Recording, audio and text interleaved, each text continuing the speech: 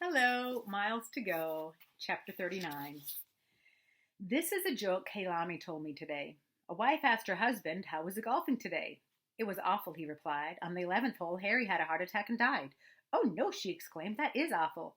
"You're telling me," the husband replied. "For the next 7 holes, it was hit the ball, drag Harry. Hit the ball, drag Harry."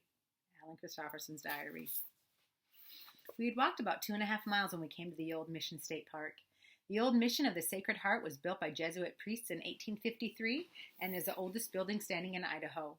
Even by today's standards, it's an impressive structure, and it's hard to believe these men built this massive edifice in such a secluded place without the benefit of a lumber yard or heavy machinery. What they lacked in technology, they made up for in devotion. The park was open to visitors, and Kailami and I spent an hour wandering around the visitor center. That morning, I discovered two things about Kailami. First, that she was funny. "How many psychiatrists does it take to change a light bulb?" she asked. "No idea," I said. "Just one. But the light bulb has to want to change." I grinned. "That's pretty funny." She continued. "These guys rob a bank wearing gorilla masks. As they're getting away, a customer pulls off one of the men's masks to see what he looks like. The bank robber says, 'Now that you've seen me, you have to die,' and he shoots the man dead. The robber looks around the room. Everyone is looking away or covering their eyes. 'Did anyone else see my face?' he asks. An Irishman in the corner slowly raised his hand.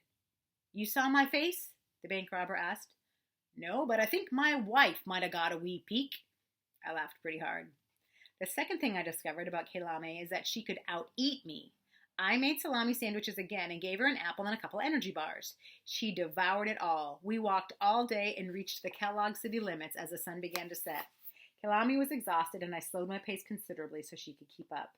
She never complained about the distance, but several times apologized for slowing me down and said if I needed to leave her, I could. I didn't want to.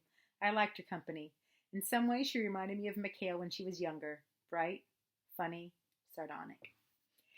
Kellogg is a peculiar town, divided by the interstate between old and new, the new being a ski resort with one of the largest gondolas in the Western Hemisphere. According to town lore, Kellogg has a proud distinction of being founded by a donkey, literally. The town is named after a prospector named Noah Kellogg. One morning in 1885, Kellogg's donkey wandered off from his camp. Several hours later, Kellogg found the animal standing next to a large outcropping of galena, a lead ore mineral that contains significant deposits of silver. The discovery led to the establishment of the Bunker Hill Mine and Smelter, which was operational for more than 100 years until closing in 1981. A sign outside the city read, "This is a town founded by a donkey and inhabited by his descendants." Kailami assured me that this was true. "I know," she said. "I used to live here." We crossed the interstate to the old part of town and went inside the Silverhorn Motor Inn and the Silver Spoon restaurant. The front lobby was small and cluttered with various sundries for sale or borrow.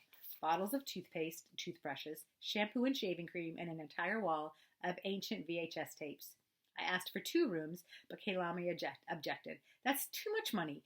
Just to get 1 room with 2 beds. "It doesn't seem proper," I said. "You are like 2 inches from me in the tent," she replied. She had a point. I asked for 1 room.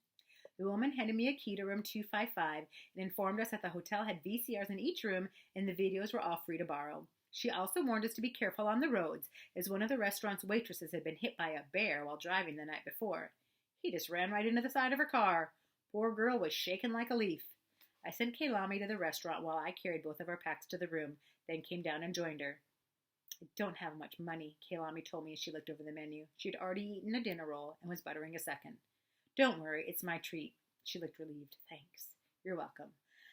I ordered for us 2 Nancy Melts, a house specialty burger on grilled sourdough with bacon, grilled onion, Swiss cheese, and sautéed mushrooms, and for dessert, we had huckleberry pie a la mode. That night, as we lay in our beds, Kailami asked, "How far do you think we walked today?" "About 26 miles, I said. "I've never walked that far before." She was quiet a moment. "How far are we walking tomorrow?" "About the same," I said. "Okay," she said. "Night. You did great today, Kailami. I'm proud of you." "Thanks." She knelt by the side of her bed and said her prayers.